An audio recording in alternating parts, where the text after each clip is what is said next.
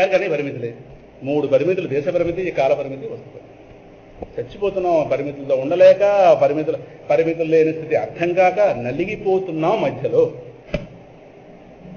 ఎవడు రెస్ట్ఫుల్గా ఉండే అవకాశం లేదు. రెస్ట్ తీసుకోండి బాబాయ్ గారు రెస్ట్ తీసుకోవడం కూర్చున్నాడు. ఎలా కూర్చున్నాడు? రెస్ట్ అలా వచ్చేస్తుందా? ఇంకా రెస్ట్ ఒకటే. మీ రెస్ట్ పీస్ చివరిలో చివరికి అదే ఆ చివరి రెస్ట్ అది రెస్ట్ ఒక తెలియదు. కానీ ఇంకా ఆ రెస్ట్, ఈ రెస్ట్ కావాలంటే, రెస్ట్ అంటే వేదాంత జ్ఞానం. విశ్రాంతి విష్ణువు వల్లనే మాట అర్థం పెట్టుకుంటారు. విశ్వం వల్ల కలకలం. నేను చెప్పలే, ధ్రువుడు చెప్తున్నాడు. నన్ను ఎందుకు అంటారు పట్టింది? సో అనంతుడివి అంటే ఏ పరిమితులు లేనివాడివి. 3 పరిమితులు లేని వస్తువు అనంతం అంటాం. దేశ పరిమితి, కాల పరిమితి, వస్తు పరిమితి. ఏ తరహా పరిమితి లేనివాడు నువ్వు. ఇంకా పరిమితులు లేకపోవడం ఆనందం అని వెంటనే చెప్పాడు. అనంతుడివి, ఆనందమయుడివి. పరిమితులు ఉంటే దుఃఖం. మనం దుఃఖమే చూస్తాం కానీ పరిమితి పక్క చూడడం వచ్చిన కూడా. దుఃఖం రాగానే దుఃఖాన్ని తొలగించుకునే ప్రయత్నం చేస్తాం కానీ ఈ దుఃఖం పరిమితి వల్ల ఏర్పడింది కాబట్టి పరిమితి తొలగించుకునే ప్రయత్నం ఆత్మజ్ఞానం వల్ల చేయం. ఈ దుఃఖాన్ని అలా తొలగించుద్దామని చూస్తే ఇంకోటి వస్తుంది. సముద్రంలోకి ఎరడాలా దుఃఖాలు లోటే ఉంటాయి. అక్కడ జ్ఞానం కలగదు మనకి. ఎంతసేపు దిక్కుమాల పరిష్కారాలు చూడటమే కానీ. అందుకే ప్రహ్లాదు అద్భుతమైన మాట అన్నాడు. అద్భుతమైన మాట. దుఃఖ ఔషధం తదపి దుఃఖం. ఏం పిల్లవాడండి? దుఃఖ ఔషధం తదపి దుఃఖం. పరమాత్మ ఈ లోకంలో దుఃఖాలు ఏర్పడుతుండగా వాటికైతే ఔషధాలు అంటే దుఃఖాన్ని తొలగించేవి. ఆ దుఃఖాన్ని తొలగించడానికి వచ్చినటువంటి ఉపాయాలు ఏవైతే ఉన్నాయో అవి కూడా తర్వాత దుఃఖాలుగా నిలుస్తాయి. దుఃఖ ఔషధం తదపి దుఃఖం. అది ఈ దుఃఖానికి ఔషధమేమో,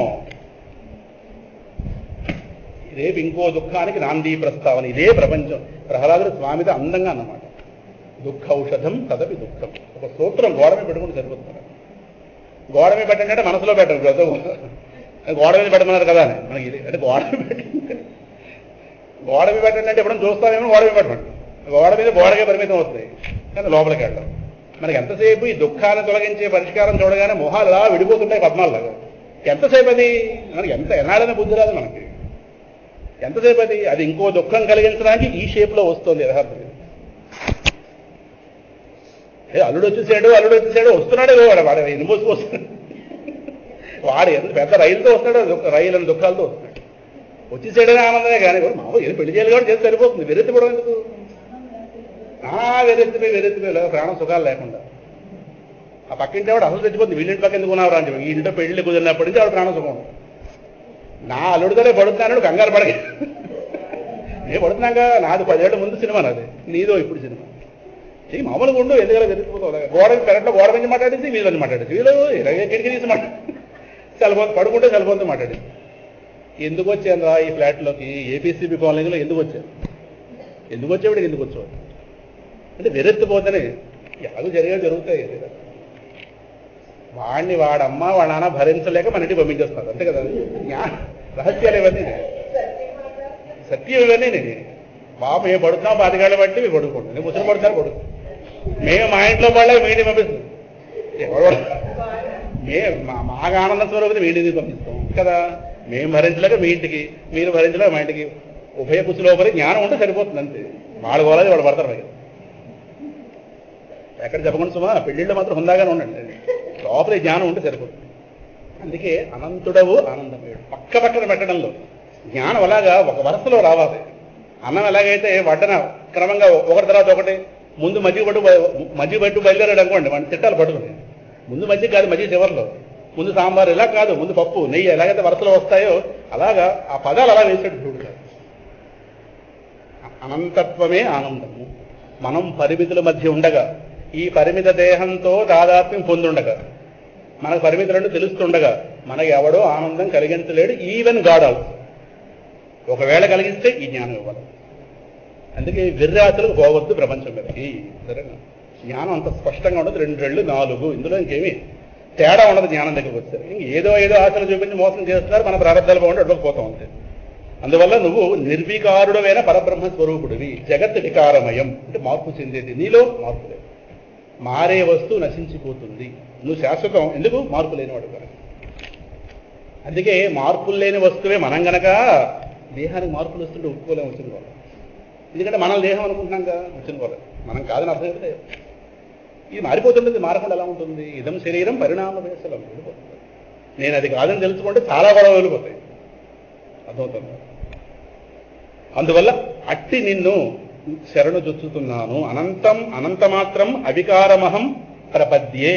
అటువంటి నిన్ను శరణు జొచ్చుతున్నాను పరమాత్మ అని చెప్తూ చివరి శ్లోకం.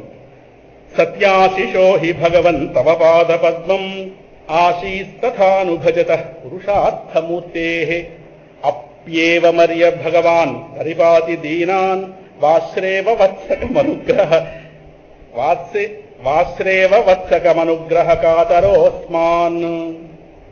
స్వామి నువ్వు పరమానంద స్వరూపుడు. ఈ లోకంలోనూ పరమానందాలు కాదు. పరమానందం అంటే అన్నింటినీ మించిన ఉత్కృష్టం ఆనందం. ఏ ఆనందాన్ని మించేది మరొక ఆనందంలో దాని పరమానందం అంటే. మన పరమానందం తింటేనే పరమానందం, దిక్కుమాల ఆనందం క్షణంలో పోతుంది. క్షణంలో పోతుంది.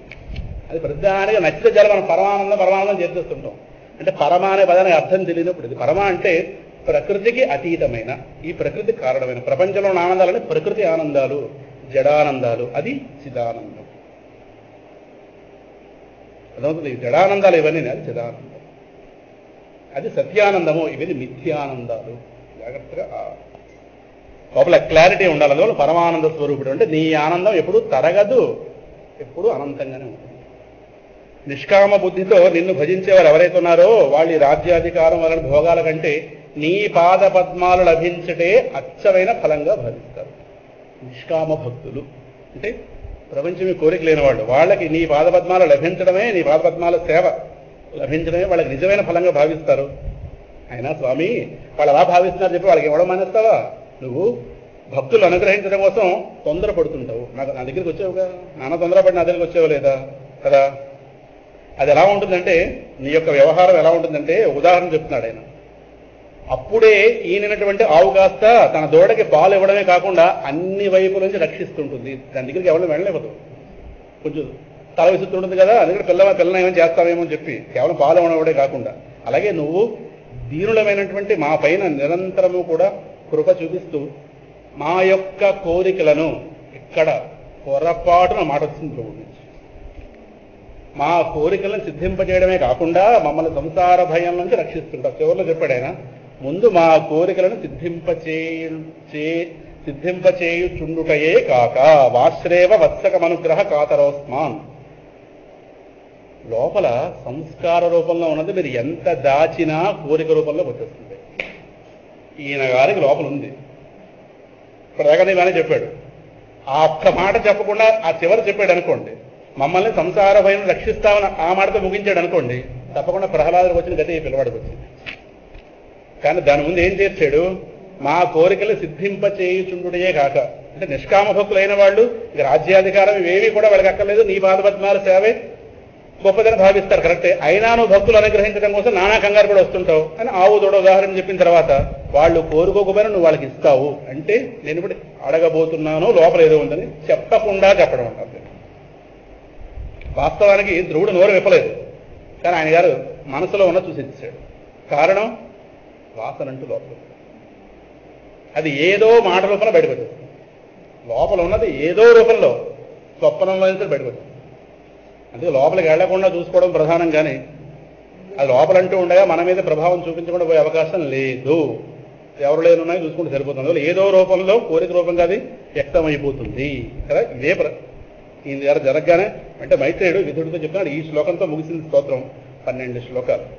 విదురా ఈ విధంగా సత్సంకల్పం ఉన్నటువంటి ఆ ధీశాలి అంటే చక్కటి బుద్ధిమంతుడైన ధ్రువుడు కాస్త ఇలా స్తోత్రం చేయగానే భక్తవత్సలుడు పరమాత్మ హృద్యానురక్తో భగవాన్ ప్రతినందేదమబ్రవీత్. ఆ పరమాత్మ భక్తవత్సలుడు ఆయన గారిని అభినందిస్తూ ఇలా చెప్పాడు.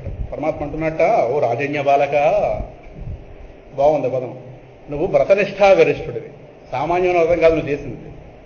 నిలబడ్డావు ఎక్కడా మరి అటు ఇటు కదలకుండా. ఓ రాకుమారా రాజన్య బాలక, వేదాహం తే వ్యవసితం హృది రాజన్య బాలక, వ్రతనిష్టాగరిష్ఠుడైనటువంటి రాకుమారా, నీ హృదయంలో ఉన్నటువంటి నీ సంకల్పం నాకు తెలుసు అన్నాడు. ముందు ఈయన బయటకు వచ్చాడు. ఆయన గారు నోరు విప్పలేదు, ఈయన గారు ఏముందో చూశాడు. నీ హృదయంలో సంకల్పం నాకు తెలుసు, అతి దుర్లభమైనటువంటి సర్వోన్నత స్థానాన్ని నీకు ప్రసాదిస్తున్నాను. తత్ ప్రయచ్ఛామి భద్రంతే దురాపమపి శుభ్రత. ఇది ఏదో రకరకాలు చూసి రకరకాల ఇష్టాలు తెలిసి తెలియని వయస్సులో లోపల పెట్టేసుకుంటే ఇవి జన్మలు చూపించేస్తాయి. ధ్రువుడి ద్వారా రెండు చెప్పుకోవాలి. రకరకాలు వీళ్ళని చూసి వాళ్ళని చూసి ఏవో ఇలా ఉండాలి అలా ఉండాలి అలా ఉండాలి ఇలా ఉండాలి, ఆ హీరోయిన్లా ఉండాలి ఈ హీరోలా ఉండాలి ఒకనాడు అనుకున్నారు. తర్వాత అవగాహన కలిగిన అవి అవగాహన వచ్చినవి మనసులోంచి పోవు, లోపల ఉండిపోతాయి. అందుకే జీవితంలో ఎప్పుడు జాగ్రత్త పడాలి? పుట్టక ముందే జాగ్రత్త పడాలి. పుట్టేగా జాగ్రత్త పడడం ఎవరు కనుక ఇక్కడ జాగ్రత్త పడన వాళ్ళ మధ్యగా పుట్టాం కదా. అందువల్ల పుట్టక ముందే జాగ్రత్త పడి పుడితే వాడు అదృష్టవంతుడు, వాడే ప్రహ్లాదు. పుట్టాక ఎవరు బాగుపడనివ్వరు, గుర్తుపెట్టుకున్నారు. చాలా దుర్లభం అది బాగుపడినప్పుడు. అందువల్ల రకరకాల ఏర్పడిపోతాయి లోపల, పాడైపోయాం. అదే మరి ప్రహ్లాదులాగా ఏమో అదృష్టం బాగుండి ఏనారద మహర్షి వచ్చి చెప్తే పుట్టి పాడైపోయిన వాళ్ళ మధ్యకి వచ్చి పుట్టి పాడైపోతూ పాడు చేయాలి 10 మంది. ఓ నలుగురిని మనం పుట్టించి ఇదేమన్నా మనం కూడా పనే ఉంది. ప్రపంచంలో గైనకాలజిస్టులు రెడీ, మనం సిద్ధం అయిపోయింది కదా, వెళ్ళిపోతుంది బయలుదేరి కదా. అందువల్ల ఇది ఒక వ్యవస్థ కదా. అందువల్ల నీ సంకల్పం నాకు తెలుసు. ప్రహ్లాదు వాళ్ళు చెప్పింది అదే. ఒకటి పట్టుదల, మాట పట్టుదల, ఇదొకటి ప్రమాదంలో తీసుకెళ్తుంది. రెండోది బుద్ధిలో పెట్టుకున్నటువంటి కాంక్షలు, వీడిని చూసి వాడిని జీవితాన్ని సరిగా అర్థం చేసుకోకపోతే ఇటువంటి ఆకర్షణలే తయారవుతాయి. జీవితం అనే పుస్తకాన్ని సరిగ్గా చదవాలి. అందుకే వేదాంతం అన్నది పిచ్చి మాటలు కాదు. ఇది వీటితో వాడితో పోల్చుకుంటే ఇవి ఇప్పుడు రావు, ఈ తయారు చేసుకుని జన్మలు చూపిస్తే వచ్చింది కూడా. ఎందుకంటే ఇప్పటికో ప్రారంభం సిద్ధమైంది కదా, దీని తర్వాత మార్చేయడేమింది, ఈ ప్రారంభంలో లేదు, దీనికోసం కొత్త ప్రారంభం తయారవుతుంది. ఆయన గారు ఇది నిర్ణయించడం తేలిక, చాలా తేలిక. జన్మ ఇవ్వడం తేలిక, జన్మలు ఆపడం చాలా కష్టం పర్వాలి. ఎందుకంటే బిగించుకున్నాం. కొంతమంది పిల్లలు లోపల పేగులు చుట్టుకుని లోపల ఉన్నారంటే పైకి రావట్లేదంటే ఆ పేగుల మధ్యలో పరమాత్మ బయటికి లాగడం చాలా కష్టం. అలాగే కర్మపాశాలు, వీటి నుంచి బయటకు లాగాలంటే ఎన్ని బంధాలు, ఎవరితో ఏమిటో, ఎవరి వల్ల ఏమిటో, ఎవరి వల్ల ఎలాగో, ఎలా దాడతాం, వాడికే కష్టం అనిపిస్తుంది. అది కొంచెం లేట్ చేస్తాడు పరమాత్మ. అది గొప్పతనం. జ్ఞానం కలిగిన తర్వాత కూడా ప్రారంభాలాగా వచ్చింది కూడా. ప్రహ్లాద విషయంలో కూడా జరిగింది అదే, రాజ్యపాలన చేయవలసి వచ్చింది. ఇప్పుడు ఈయన గారు ఒక ఇంత కాంక్ష లేనివాడు రాజ్యపాలన చేయవలసి వచ్చింది. ఈయన గారికి ఎంతో కొంత ఉంది కానీ రాజ్యపాలన తప్పలేదు. ఎందుకంటే చాలా పుణ్యాలు చేసేసారు, ఆ పుణ్యాల భోగంతో అనుభవించాలి. తెలియకుండా లోపల పాపాలు ఉంటాయి, వాటిని యజ్ఞాలతో పోగొట్టుకో. ఈ రెండు బ్యాలెన్స్ జీరో అయితేనే అప్పుడు మోక్షం. ఎవడి ప్రారంభం వాడికి శాపం. జ్ఞానం కలిగినా జన్మలు ఆగవు. జడగొడుతున్న ఎలాగో చూస్తాం. జ్ఞానం 2 జన్మల క్రితమే కలిగింది. ఓ దగ్గర పల్టీ కొట్టాడు మహానుభావుడు, 2 జన్మలు చూపించి. అది ఎలా తర్వాత కదా అదే. సరేనా? ప్రస్తుతానికి నీ సంకల్పన కాస్త నేను తెలుసు, అందువల్ల సర్వోన్నత స్థానాన్ని కాస్త నేను ప్రసాదిస్తున్నాను. నీకు ఇవ్వబోతున్నది ధ్రువలోకం. ఆ ధ్రువలోకం ఏంటంటే అది నిత్య తేజోమయం, అంటే వైకుంఠానికి దగ్గరలో ఉండే లోకం అది. అది శాశ్వతం, వైకుంఠం వల్ల శాశ్వతం. ఇంతవరకు ఆ లోకాన్ని ఎవరూ పొంది ఉండలేదు. ఎలాగైతే పరమాత్మ విశ్వరూపాన్ని చూపించిన తర్వాత అర్జున ఇప్పటిదాకా ఇటువంటి విశ్వరూపాన్ని ఎవడూ చూడలేదు, నువ్వు చూసావు అని ఎలా అన్నాడో, ఈ ధ్రువలోకాన్ని ఇప్పటిదాకా ఎవరూ పొందలేదు. దాని గొప్పతనం ఏంటంటే దాని చుట్టూ కూడా ఎలాగైతే పొలంలో ధాన్యాన్ని నూరుస్తున్నప్పుడు ఆ స్తంభం చుట్టూ ఎదురు తిరుగుతుంటుంది. ఇలాగా మధ్యలో కడతారు దాన్ని, దానివల్ల ఒక చక్రం ఉంటుంది, ఆ చక్రం లాగుతూ ఉంటుంది. అలాగా ఉదయం సాయంకాలం దాకా ధాన్యం కాస్తుంది. ఎలాగైతే నలగొడుతుందో అలాగా ఆ ధ్రువమండలం చుట్టూ గ్రహాలు, నక్షత్రాలు, ఈ తారాగణాలతో కూడినటువంటి జ్యోతిష్ చక్రం ఇవన్నీ కూడా ప్రదక్షిణం చేస్తుంటాడు ధ్రువలోకం. అటువంటి లోకంలోకి నీకు నాకు మాత్రమే ప్రవేశం, ఇంకెవరికి ప్రవేశం ఉండదు. సరేనా? కల్పాంతంలో లోకాలను అంతరించిపోయినా ధ్రువమండలం మాత్రం నిలిచి ఉంటుంది. ఇంకా ఈ తారాగణాలతో పాటు ధర్మదేవత, అగ్ని, కశ్యపుడు, అలాగే శుక్రాచార్యుల వారు, వీళ్ళందరూ కూడా, అంటే శుక్రాది సప్తర్షులు కూడా, వీళ్ళందరూ కూడా ఆ ధ్రువమండలానికి ప్రదక్షిణం చేస్తుంటారు. సరిపోయిందా? అందరికంటే బయతలానికి వెళ్ళేవా లేదా? అలాగే ఈ భూలోకంలో ప్రస్తుతానికి మీ తండ్రి ఉత్తానపాదులు కాస్త రాజ్యాధికారాన్ని నువ్వు వెళ్ళగానే నీ కాస్త అప్పగించి అడవులకు వెళ్ళిపోతాడు. ఎందుకంటే ఆయనకి వైరాగ్యం వచ్చింది, అదృష్టవంతుడు కదా. నువ్వు అప్పుడు ఏం చేస్తావంటే ఇంద్రియ నిగ్రహంతో 36,000 సంవత్సరాల పాటు రాజ్య పరిపాలన చేయాలి. నువ్వు జితేంద్రియుడివే, నువ్వు ఇంద్రియ నిగ్రహంలో తేడా ఏమి ఉండదు. 34,000 సంవత్సరాలు ధర్మబద్ధంగా పరిపాలిస్తూ జరగబోయి చెప్పేశాడు.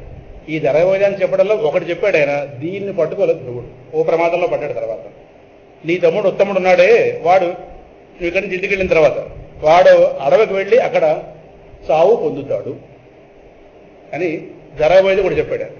దీనికి కొంచెం ధ్రువుడు ప్రిపేర్ అయ్యి ఉంటే బాగుండేది, ప్రిపేర్ అవ్వలేదు. ఈ ప్రిపేర్ అవ్వకపోవడంలో ఈ తమ్ముడిని చంపిన వాడు చాలా పెద్ద యుద్ధానికి వెళ్ళాడు. రేపు వస్తుంది అది, కొంచెం చెడ్డ పేరు వచ్చింది ధ్రువుడికి కాస్త. అయితే పరమాత్మ అనుగ్రహం వల్ల మళ్ళీ అయింది. కానీ వీడికి ఎలాగో చావు వస్తుంది అంటే కొంచెం ముందు ప్రిపరేషన్ ఉందనుకోండి అప్పుడు కాస్త కొంచెం సిద్ధం అవ్వచ్చు. అప్పుడు చావు రాగానే వెంటనే ఆ చంపిన వాడి మీద వెళ్ళిపోయాడు. చాలా పెద్ద యుద్ధం అది. ధ్రువుడు చేసిన యుద్ధం సామాన్య యుద్ధం కాదు. ఎందుకంటే అందులో స్వామి దర్శనం చేసిన వాడేమో నారాయణాస్త్రం విడిచిపెట్టించాడు. అది చూస్తే నానా రకాలుగా మరి కుబేరుడి యొక్క సైన్యాన్ని చాలా మందిని చంపించింది అది. అప్పుడు ఆ యుద్ధం ఆపడానికి మహాత్ములు అందరూ దిగి రావాల్సి వచ్చింది. రేపు చెప్పుకుందాం. సరే ఇంకా కాస్త నీ తల్లి కాస్తుంది పాపం, అదే ఆ ఉత్తముడు తల్లి సురుచి పాపం ఎంతైనా మరి పుత్రుడు పోగానే ఆ పుత్ర ప్రేమతో పాపం ఆ ధ్యాస నుంచి బయటపడలేక ఆవిడ కాస్త అలా అడవుల్లోకి వెళ్ళిపోయి అక్కడ అగ్నికి దాహూతి అయిపోతుంది. ఇవన్నీ జరగబోయేవి. నువ్వేం చేస్తావంటే నువ్వు చాలా పుణ్యాలు చేస్తావు కనుక అవన్నీ భోగాలు అనుభవించి 36,000 సంవత్సరాలు. మరి లోపల ఎన్నో కొంత పాప సంస్కారాలన్నింటినీ కూడా యజ్ఞాలు చక్కగా ఆచరించి ఆ యజ్ఞం ఆచరించిన ద్వారా వచ్చినటువంటి నా అనుగ్రహంతో పాపం తొలగించుకో. ఇలాగే తొలగించుకోవాలి. భగవత్ కర్మలతో పాపం తొలగించుకోవాలి. భోగాలతో, ధర్మబద్ధమైన భోగాలతో ఈ సుఖాన్ని అనుభవించి ఇక్కడ పుణ్యాన్ని తొలగించుకోవాలి. అప్పుడు 2 0 అయిన తర్వాత నా ప్రాప్తి పొందుతావు. సరేనా? ఈ 36,000 సంవత్సరాలు నడుస్తాయి. చాలా యజ్ఞాల ద్వారా నన్ను ఆరాధిస్తావు. అలాగే ఉత్తమమైన భోగాలు అనుభవిస్తావు.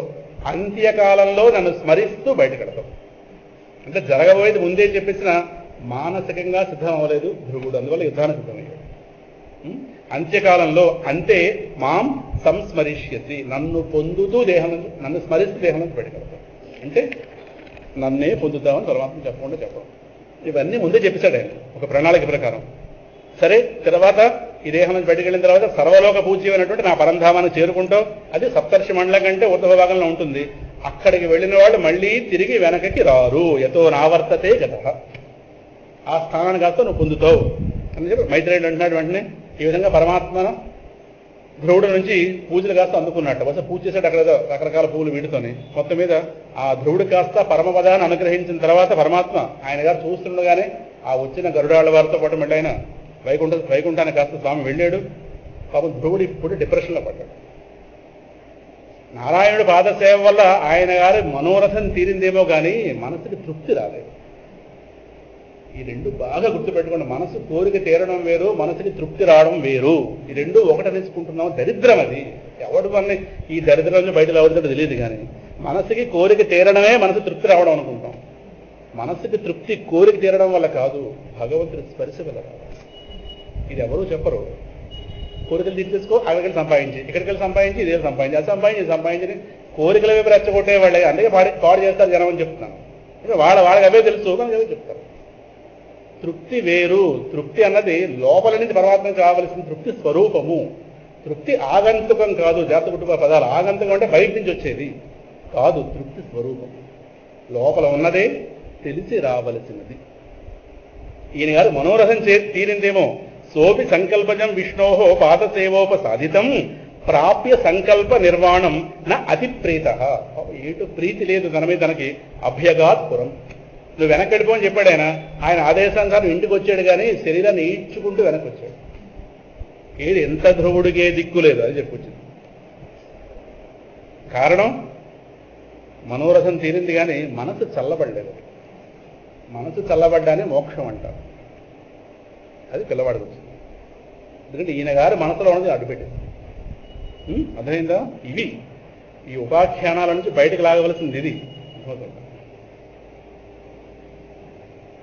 ఇందాక చెప్పుకున్నాం కదా, ఈయన గారు నోరుకి పడకపోయినా మనసు చూసి ఇచ్చేసాడు. అందుకే అంటుంటారు కదా, అమ్మ మనసు చూసి పెడుతుంటుంది, ఆవిడ చూపు చూస్తుంటుంది సామెత. సరే మొత్తం ఇవిదైనా తెలియదు కానీ పరమాత్మ మనసు చూసి ఇచ్చాడు. ఆ పిల్లవాడు ఏమి లేకపోయినా సరే ఆయన కాస్త అలాగా పట్టుకుని తినేసాడు. పట్టుకుని నీకేం కావాలి కోరుకో, నీకేం కావాలి కోరుకో, ఇలా ఉంటాయి పరమాత్మ యొక్క కదలికలు. కాస్త మొత్తం మీద ఈయన గారి తనివి తీరలేదు, తృప్తి రాలేదు. దాంతో భగవత్ స్పర్శ లేదు కాబట్టి తృప్తి రాలేదు. అదే దూరంగా ఉన్నాడు కానీ ముట్టుకోలేదు మహానుభావుడు. ఎంత ముట్టుకుంటే ఈయన గారికి ఆయన గారికి స్తోత్రం వస్తే అంతే ముట్టుకున్నాడు. అంతే. 36,000 సంవత్సరాలు ఇంకా నా గురించి తప్పించాలి. ఇదే ధ్రువుడు గురించి 2 విషయాలు ముందు చెప్పేసి తర్వాత వస్తే ముందు చెప్పేస్తున్నాను. ఈ ధ్రువుడు గురించి నృసింహ పురాణంలో మాట ఉంది. అనేక పురాణాల కలెక్షన్ తీసుకుంటే సమగ్రత వస్తుంది. ఈ 36,000 సంవత్సరాల్లో పాటు మహానుభావుడు కాస్త రాజ్యపాలనలో ఉండగా నా శిష్యుడు ఏం చేస్తున్నాడని చెప్పి నాలుగులో వాళ్ళు వెళ్ళారు చూద్దాం సార్. ఆయన యొక్క రూము, అందులో రాజుగారు తప్పించి ఎవరు ప్రవేశం లేదు. రాజుగారు ఏరే లోపల ఉన్నారు. తలుపు తీయగానే చిమ్మ చీకటి. రాజుగారు ఉన్నారు, లోపలే ఉన్నారండి. అలాగా ఆ చీకట్లో నారదుల వారు వెతుకుంటే రాజాసనం ఉంది, రాజుగారి కుర్చీ. దాని పక్కన చిన్న దీపం వెలుగుతోంది. ఆ దీపం వెలుగులో ఆ తలకాయని ఆ కుర్చీకేసి బాదుకుంటూ ఏడుస్తున్నాడు ధ్రువుడు కాస్త. ఇది నృసింహ పురాణంలో. అదేమిట్రా భగవద్ దర్శనం అని నారదుల వారు తెలుసు కారణం, కానీ అలా అడుగుతారు ఆయన. ఇదేందుకు ఇలా చేస్తున్నాం? ఇప్పుడు చెప్పబోయే మాట అదే. ఇంత పరమాత్మ కనిపిస్తే లోపల ఆయన గారి ప్రాప్తి కలగకుండా దిక్కుమాల కోరిక అడ్డు పెట్టించింది లోపల ఉంటుంది. నేను నోరు విప్పి అడగలేదు, ఆయన లోపల చూశాడు. దానికోసం కూర్చున్నాను. ఆవిడ మాటపై పడుదల వచ్చింది. రెండోది అందరికంటే మించిన తలం పొందాలని చెప్పి ఆ ఉక్రోషం పొందాను. నా తమ్ముడి మీద తెలియకుండా నాకు అసూయి తయారైపోయింది అని చెప్తాడు తర్వాత.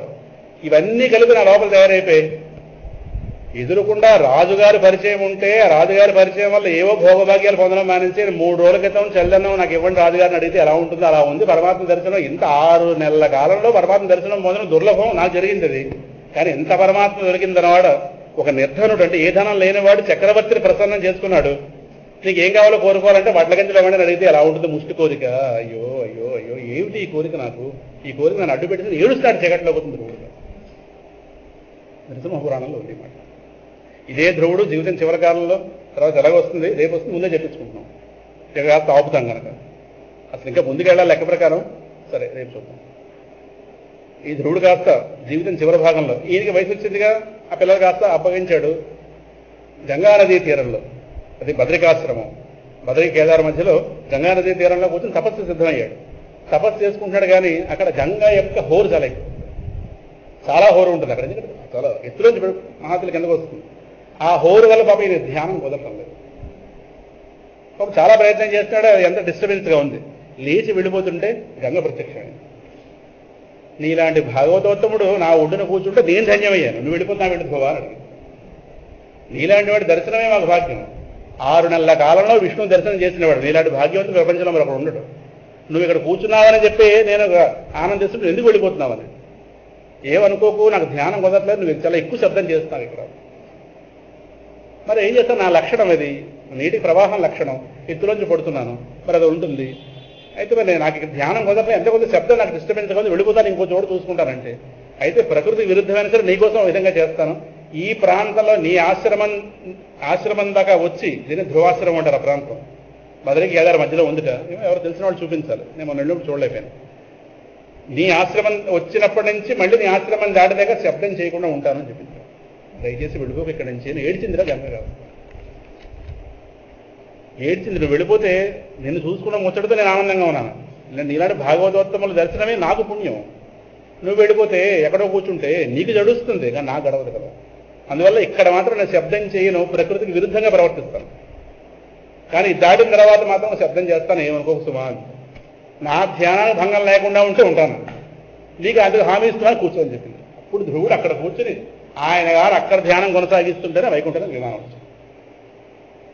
ఇవన్నీ రేపు రాబోయే విషయాలు.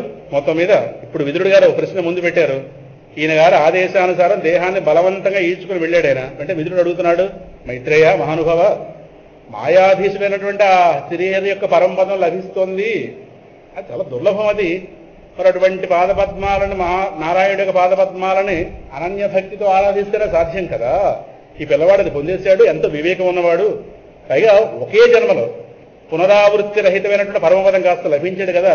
అయినా ఎందుకు ఆ పిల్లవాడు ఇంకా అసంతృప్తితో ఉన్నాడు, తను కృతార్థుడు అనుకోవట్లేదు, ఇంకా అకృతార్థుడుగా భావిస్తున్నాడు. అంటే ఇంకా సాధించలేకపోయేనే అని చెప్పి ఇంకా బాధలో ఉన్నాడు. కానీ ఎందుకు తనను తాను ఇంకా తక్కువగా చూసుకుంటున్నాడు, మనం తృప్తిగా లేదు, ఇంటికి భారంగా ఎందుకు వెళ్ళాడు అనగా ఆయన అన్నాడు, అయ్యా నారాయణుడు దర్శనం ఇచ్చి ఈయన గారి దర్శనం కలగడం మాట్లాడడం వీటన్నిటికంట ఆ పినతల్లి మాటలు లోపల ముద్రలు ఉండిపోయాయి.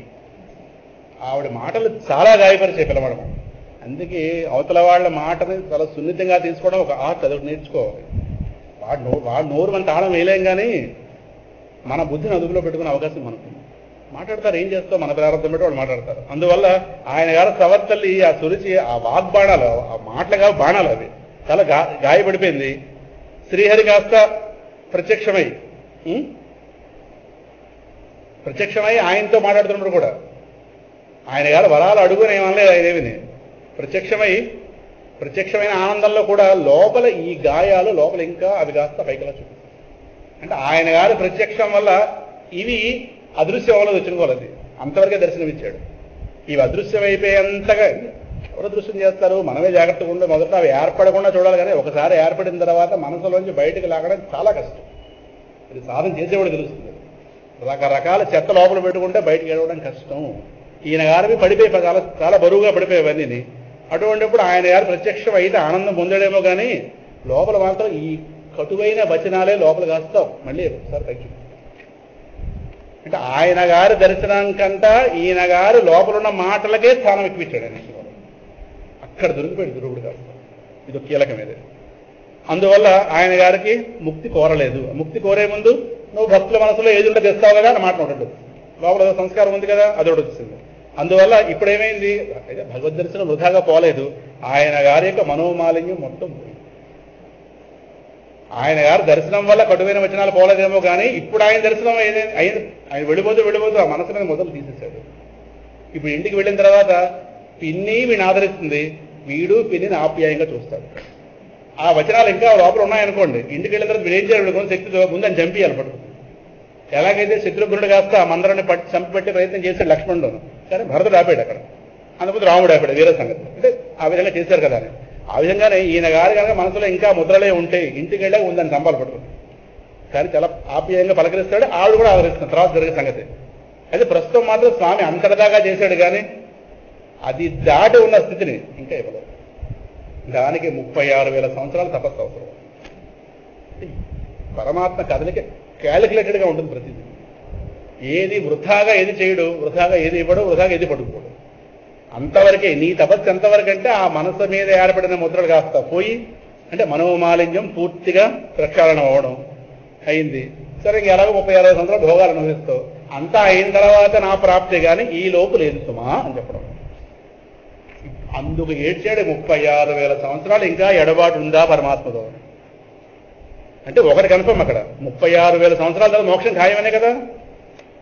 దానికి ఆనందించాలా, దీనికి దుఃఖపడాలా? పరమాత్మ రుచి మరిగడి గారు పరమాత్మ చూడకుండా మనకు ఎవరో ఒక మహర్షి కనిపించి మన ఇప్పటిదాకా అనుభూతి లేదు. ఏమంటే మీకు 4 జన్మల తర్వాత మోక్షం అన్నారనుకోండి, ఎలాగో పరమాత్మ అనుభూతి లేదు కనుక మనకి ఇప్పటికీ 4 జన్మల తర్వాత మహర్షి మాట సత్యం కనుక మనం ఆనందించవచ్చు, అది వేరే సంగతి. మనకు ఇప్పటికి రుచి లేదు కనుక ఆయన గారు రుచి చూశాడు, పరమాత్మ రూపం చూశాడు, పరమాత్మ మాటలు విన్నాడు, ఇవన్నీ చూసినాడు. రుచి చూసిన వాడు మళ్ళీ ఒక్కసారి 34,000 సంవత్సరాలు ఎడబాటు అంటే ఎలా ఉండగలుగుతుంది? అందుకు ధ్రువుడు దుఃఖపడ్డాడు. మనం ఆనందిస్తా 4 జన్మాలు 8 సినిమాలు చూడమంటారు, అది వేరే సంగతి. మీరు ఎలా ఉన్నా 4 జన్మల తర్వాత మోక్షం ఖాయమన్నారనుకుంటారు భగవాన్ రమణులు కనిపించి. ఇంకా అంటే అత్తల మొత్తాన్ని ఎత్తిపెట్టేసి శనివారం సత్సంగం, సోమవారం సత్సంగం ఏమీ లేవు అంతే. అంటే ఆయన గీతోడు గీశారు ఎలా ఉన్నా సరే. రమణుడే చెప్పి సత్యంగా కూడా ఎలా ఉంటుంది, ఇంకా రకరకాలుగా ఉంటాం కదా. ఇంకా అప్పుడు మన ఎవరో నిర్బంధించేవాళ్ళు లేరు, ఇంకా స్వేచ్ఛ ఇచ్చినట్టు అయింది. అప్పుడు మనం ఆనందిస్తాం. 4 జన్మలు ఎలా అయిపోతుంది కదా. ఈయన అలా కాదు, ఈయన గారు రుచి చూశాడు పరమాత్మ. ఆ రుచి కాస్త ఆగింది. చాలా కష్టం. పరమాత్మానుభూతి ఆగితే చాలా దుఃఖంగా ఉంటుంది. అది ఆ ప్రసాద చేష్టలో కనిపిస్తుంది. కావాలి పరమాత్మ వెనక్కి లాగేవాడు అనుభూతిని. అందువల్ల ఇప్పుడు ఆయన గారు కాస్తాగో ఎంత పొరపాటు నా ద్వారా జరిగిందే అని పశ్చాత్తాపడుతున్నాడు ధ్రువుడు కాస్త. ఈ పశ్చాత్తాపం అనేది ప్రవచనం ఆపకూడదు, కానీ ఈ పశ్చాత్తాపం ఒక మంచి పశ్చాత్తాపం కనుక భగవంతుడి వైపు నడిపించే పశ్చాత్తాపం కనుక ఆపచ్చు. కాబట్టి ప్రవచనాన్ని ఇక్కడ ఆపుతున్నాం. రేపడు ధ్రువులు గారు ఏం మాట్లాడుకున్నారు, ఆయన ఏం మాట్లాడుకున్నాడు, ఇంటికి వెళ్ళాక ఆయన గారికి ఎలాంటి స్వాగత సత్కారాలు కలిగాయో ఆ విధంగా ఆ తర్వాత జరిగిన కథ కొంచెం వేగంగా చెప్పుకుంటే చాలా పెద్ద యుద్ధం చేశాడు మహానుభావుడు. యుద్ధాన్ని సంక్షిప్తం చేసి రేపటి రోజున బహుశా ధ్రువవాక్యాన్ని ముగించకుండా ఎల్లుండి జరవరకు వస్తారు. స్వస్తి ప్రజాభ్యః పరిపాలయంతాం న్యాయేన మార్గేణ మహీషాః గోబ్రాహ్మణేభ్యః శుభమస్తు నిత్యం. లోకాః సమస్తాః సుఖినో భవంతు. స్వస్తి. 2 గంటల 4 నిమిషాలు.